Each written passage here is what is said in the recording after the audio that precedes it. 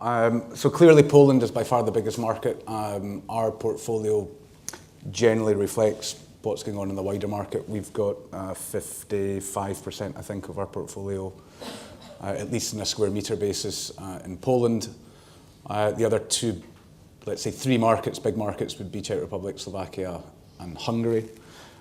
We are in Romania. We have one project there, and I think we can safely say that Romania would not be a market we'll continue to invest in further, because simply it doesn't offer the critical mass that we will need going forward, and to have one project doesn't really make sense. So today, would we sell? No, because the value is just not there, but as the market normalises, it probably is a market that we would come out of. Albeit for a developer trader, I think huge opportunities to go in there and make a lot of money, but for our business, it doesn't make sense. So we're really sticking to Poland being the core market. We will continue to invest. I mean, our European strategy is very much UK, France, Germany, Poland, I think, which kind of mirrors what the investors are looking to do as well. That is not to say that we would come out of those other markets. Czech Republic's an extremely strong market for us, as is Slovakia, as indeed Hungary. It just maybe we will not invest as much capital going forward in those smaller markets. So Poland is the focus, and that is definitely driven by retail and general. Retail is a primary driver, I would say, but the whole reconfiguration of the supply chain. So believe it or not, Warsaw was the last European capital city to have a motorway coming in or out of it, and it only opened last year.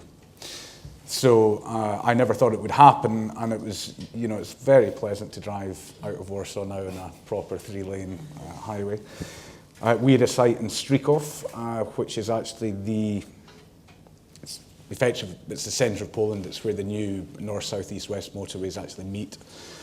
To drive there 12, 18 months ago would take you anything from 1.5 to 3 hours, depending on snow, cars breaking down in the road, etc. I mean, it was one lane either way. It's a complete mess. You leave Warsaw now, you're there in less than 40 minutes. So it's completely changed the whole dynamics of how you can distribute goods across Poland and how retailers are looking at it. So we are seeing a huge, and it takes time. I mean, people have leased a sign, so they can't just up sticks and move. So I think we're going to see it more and more over the next 2 to 3 years, but big national distribution centres in the likes of Stryków, and these are probably 50,000 square metres plus. And then a real concentration around the core markets, which is really Warsaw, Wrocław, Poznan, Silesia, and to a certain extent Gdansk, but the further north you go, it's a very shallow market. So we really focus on those sort of 5 main markets in Poland. From an investor point of view, and I think Nord just saw that, huge amount of potential upside. Poland has by far the lowest rents in Europe, and I think actually the lowest rents anywhere in the world if you look at Class A warehouse space. There's a deal just been done, which unfortunately we lost, but it's a new build. It's a 7-year term, so is it sellable? It's going to be challenging. Okay, it's in a good location, but it's a 50,000 square metre building. It's on a 7-year lease, and the rent was close to €2. Now, if you just simply do the maths, the capital values just do not stack up. So you can probably break even, depending on the quality of building you build. And if you're prepared to take that type of risk for a couple of €100,000 fee, you can probably do a bit of business, but it's certainly not sustainable, and it's not a business model that we would want to follow. So as an investor, if you can pick up that type of product priced off the correct rental levels, you're buying it way below normal replacement cost, which has got to be a good thing, if the location's correct. So Poland, I think the play is we would buy vacancy all day long if we could. We're absolutely not scared of vacancy. We lease, on a standard year for us in Central Europe, we're turning over 1.1 to 1.2 million square metres every year.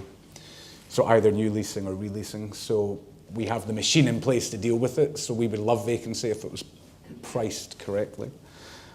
So we would be looking to buy vacancy in good locations.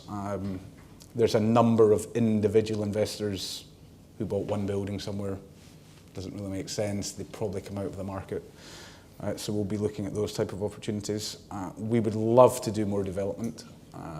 We have, in Poland alone, we have 350 hectares of land bought for, I mean, it's paid for, it's permitted, it's sitting there, it's non-income producing, so it's not a great use of our capital. We'd love to develop it, and finally we have a few buildings under construction. But if you're building at all in €450 a square metre and it's worth 400, well, I mean, it's fairly simple mathematics, so it doesn't really stack up today. So the story of rental growth, it's one of our big plays, certainly on a global basis and indeed in Europe. It absolutely should come through, particularly in Poland, if you're coming off levels of low twos. We would look at sustainable rents being close to €3 a square metre per month. So you've got, whatever that is, 50% upside. Let's say 30 to 40% upside if you're conservative. And that should be driven by a lack of supply. The market's gone from 20% vacancy down to less than 10%. If you're looking for a big box, anything bigger than 20,000 square metres in any of the capital cities or any of the major cities in Poland, it doesn't exist. So there's a great story for rental growth, but when people are doing development to cover expenses, clearly there's no pressure on rental growth. So it's going to take time. It will happen, whether it takes 6 months, 12 months, 2 years, nobody knows. But for us as a long-term investor, that's definitely the play. So asset management, as David was saying, extremely important. If you don't have the leasing capability and you don't understand the local market, kind of pointless being there.